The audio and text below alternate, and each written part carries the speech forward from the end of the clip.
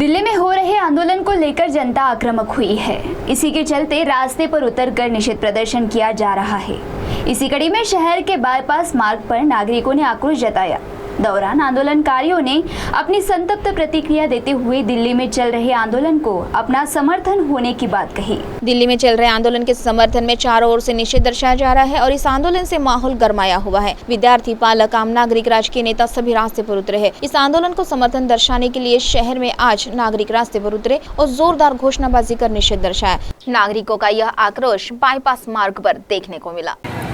या देशात गेल्या 20 वर्षापासून नरेंद्र मोदींची अर्थात बीजेपीची सरकार आहे। मात्र गेल्या 20 वर्षापासून आम्ही पाहतो की इथल्या विद्यार्थ्यांवर वारंवार अन्याय अत्याचार होत चाललेला आहे। त्यात मग आता प्रकरण जे झालेलं आहे नीटचा पेपर फुटीचा प्रश्न आहे आणि त्यावर नरेंद्र मोदी मात्र 22 दिवसाच्या नंतर त्या ठिकाणी बोलतात आणि म्हणतात की आता चर्चेला येऊ।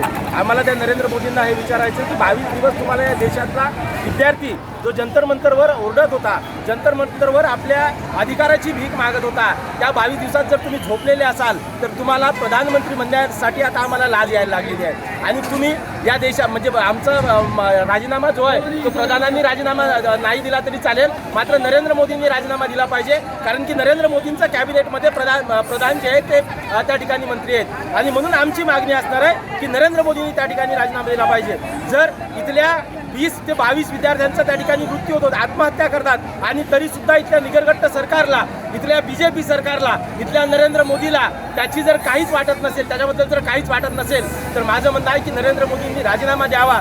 नरेंद्र मोदींचा निषेध असो, बीजेपी सरकारचा निषेध असो आणि आम्ही नीटची परीक्षा जी आहे याच्यानंतर पेपर फुटणार नाही यासोबतच इथल्या विद्यार्थ्यांचं भविष्य सुरक्षित राहावं ही मागणी याद्वारे आम्ही करत आहोत। आज आम्ही इथे जमलेले आहोत कारण दिल्लीमध्ये जे चालू आहे शिक्षणाविषयी मंतर युवकांवर अत्याचार होत आहेत। आपल्या भारत देशामध्ये एवढी लोकशाही, मोठी लोकशाही असून सुद्धा आपण आपल्या हक्कासाठी जर लढत असू आणि त्या हक्काच्या लढण्याच्या बदल्यात जर आपल्याला लाठीचार, आपल्यावर अन्याय, आपल्यावर अत्याचार होत आहे, असं आमचे गोळे फेकत आहे मुलींवर, मुलांवर, त्यांची अशी अवस्था पाहून चक्क डोळ्यात पाणी येऊन राहिलं आहे। त्यांचे काय हाल करून ठेवले या मोदी सरकारने।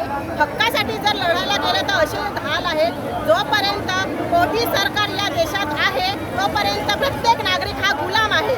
त्याच्यामुळे ह्या गुलामीतून सुटका करायसाठी आपल्याला नरेंद्र मोदी तसेच नीटच्या पेपरमध्ये जे एवढा मोठा घोळ झाला आहे, प्रत्येक पेपरमध्ये रिझल्टमध्ये घोळ होतो, प्रत्येक पेपरमध्ये पेपर फुटतात, हे काय शिक्षणाचा काळा बाजार करून ठेवला आहे या सरकारने। पैसे घेतात, पेपर विकतात, काय करत मुलांचं किती नुकसान होते याचा विचार हा सरकार करत नाही। आणि त्याच्यासाठी म्हणून जे आमचे वांगचूक सर आहेत, जे या देशाचे सायंटिस्ट आहेत, त्यांनी उपोषणाला बसले आणि त्यांना आम्हाला पाठिंबा द्यायचा आहे। त्याच्यासाठी आज आम्ही इथे आंबेडकरचं बाबूपीठ इथे जमा झालेला आहोत आणि त्यांना पूर्णपणे आम्ही पाठिंबा देऊ आणि सहकार्य करू। CTV के लिए प्रतिनिधि वैभव यारकर की रिपोर्ट।